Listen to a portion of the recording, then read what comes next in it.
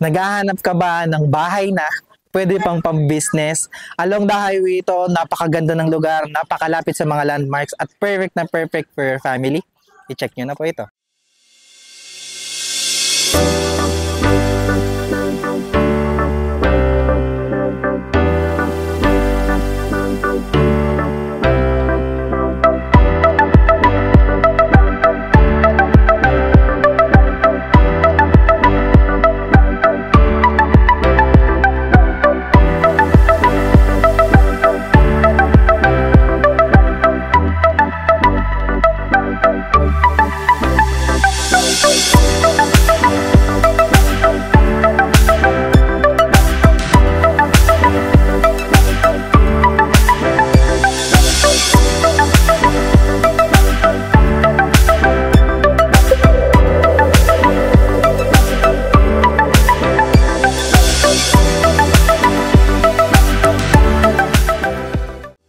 Good day mga Kayor Homes! Nandito po tayo ngayon sa Pasong Kawayan 1, General Trias, Cavite. And for today's house tour po, i-feature po natin ang isa pong project po or isa pong unit po natin dito po kay Springside Gentry Homes na project po ni Breezewood Development, ang ating shop house.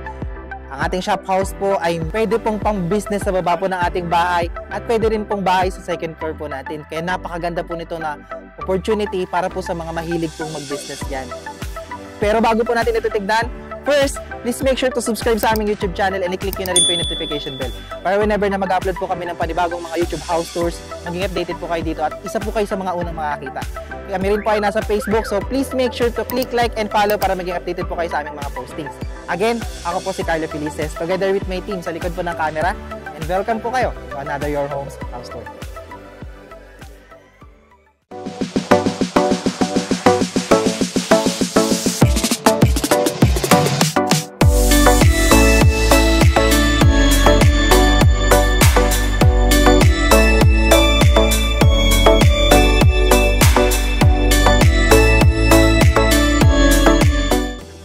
Si Springside Gentry Homes po natin ay located again sa Pasong Kawayan 1, General Trias, Cavite, at ang project po natin na ito ay along the highway lamang. Kaya napaka-accessible ng lugar at napakalapit lang po at madaling puntahan ng ating mga landmarks.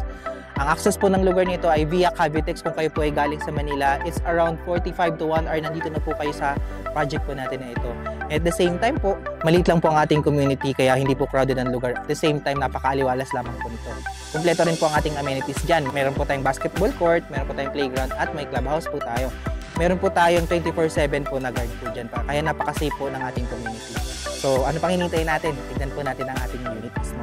So ngayon po, si shop house po natin ay complete po ang pagkaka-turnover. Meron po itong lot area na 71 square meter at floor area na 76 square meter, kaya napakalaki po ng inyong space at marami po kayong magagawa. Meron po tayong partition na sa taas for 2 bedroom. May dalawa po tayong toilet and bath, isa po sa taas at isa po sa baba. Mayroon po tayong living area, may dining area, may service area po tayo, may parking area po. Yan po yung makikita nyo sa gilid. And at the same time po, kaya po ito ay tinawag na shop house, meron po tayong space ng commercial area dito po sa baba. So, simulan na natin ang ating house tour. So, ngayon po, kung mapapansin nyo, ito na po ang pagkakadesign natin ng bahay. Napaka-modern na rin po ng pagkakadesign at maaliwalas lang po sa mata ang ating pagkakakulay. Meron na rin tayong mga eaves dyan, pati po dito sa baba. Kaya po, medyo protected po tayo pag umuulan. So, the same time po, dahil tayo ay 71 square meter ang ating lot area, talaga pong meron tayong space for the parking. Makapansin din po natin, ang ating unit po talaga dito ay high ceiling na. Kaya, maganda po yung pagpasok ng liwanag at ng hangin. So this is the space for our parking area. Meron po diyang saksakan at meron po tayong bintana dito po. Mamaya makikita po natin kung ano po yung makikita natin from sa loob.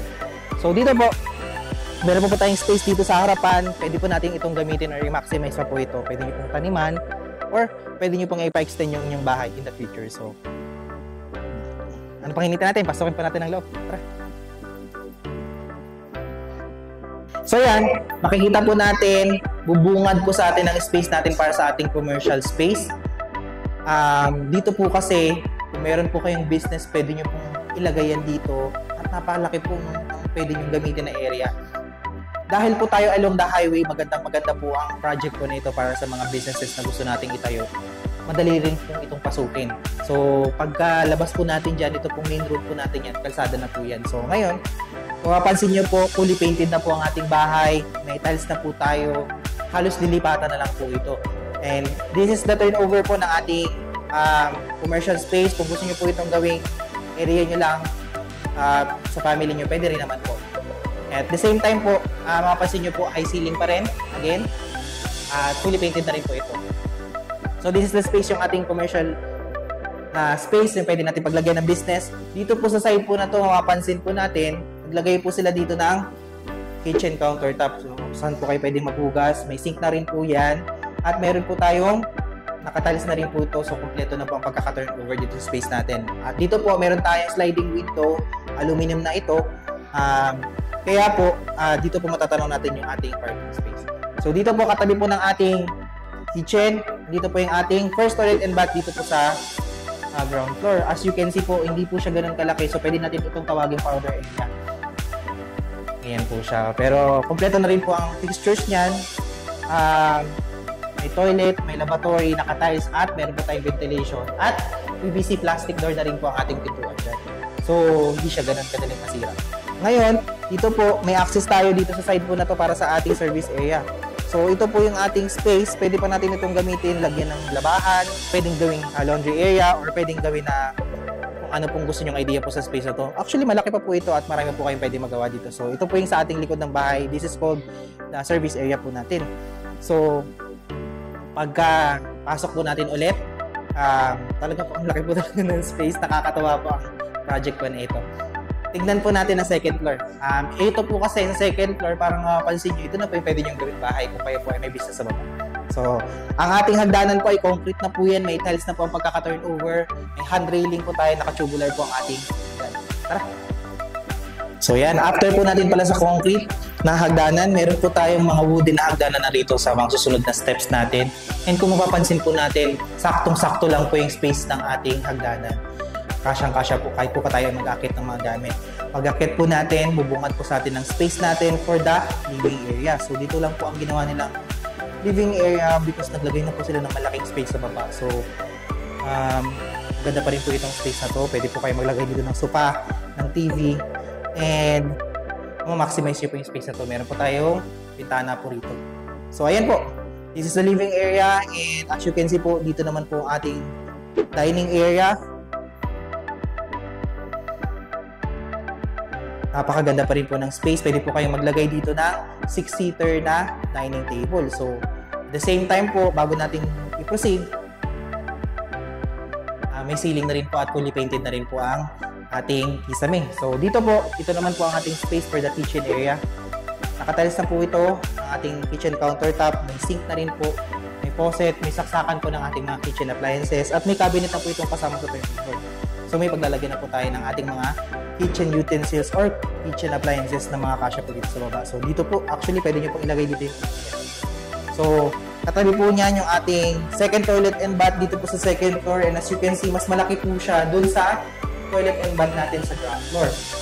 Meron po tayong kumpletong fixtures dito. May toilet, may lavatory, meron po tayong shower dito. Kasama na po yan sa turnover. Naka-tiles na po yan, fully painted, at may ventilation tayo dyan. Owning po na bintana. So, at the same time po, kung ano po yung nakita nyo, ganun na po ang pagkaka-turnover. PVC plastic door na rin po para pag nabasa siya, hindi siya ganun madaling masira. Paglabas po natin, bubungad po sa atin yung ating bedroom na first bedroom. And as you can see po, ito po yung ating space dito. Ang ganda po, no? So, meron tayong space for the first bedroom dito. As you can see, complete po rin po ang pagkaka-turnover. At marami po kayong pwedeng gawin sa space. Malaki na rin po ito at saktong-sakto po ito sa inyo. So, ngayon, dito po, meron po tayong pangalawang bedroom. And as you can see po, ganun pa rin po, fully painted. Meron po tayong bintana. At the same time, halos lalagyan nyo na lang po ng gamit. Nakalimutan ko pong banggitin, yung ating pintuan, parang mas malaki po siya sa standard at saka hardwood na rin yung ginamit. Kaya maliit. So ngayon, nakita po natin yung ating pinaka-actual turnover dito po sa ating shop house kay Springside. Pag-usapan po natin ang pressure. Tara! Para po sa ating computation sa ating shop house na meron pong typical lot area na 71 square meter at floor area na 76 square meter, makikita nyo po yun sa screen.